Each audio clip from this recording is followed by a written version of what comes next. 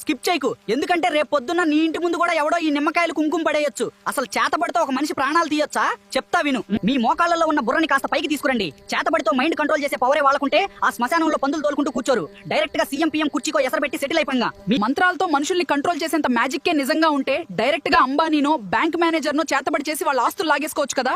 Logic వాడి ఏడవండి. రెండోది ఈ నిమ్మకాయల డ్రామా. చూడప్ప సిద్ధప్ప, కోత్తే రక్తం ఎగజిమ్మింది, నీకు పోయే కాలం దాపురించింది అని బిల్డప్ ఇస్తారు.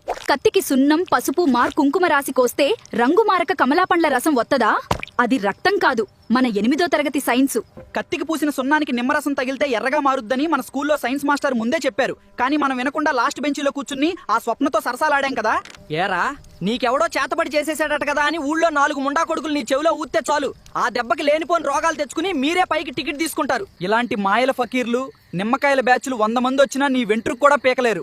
ధైర్యంగా ఉండు. ఆ నిమ్మకాయలు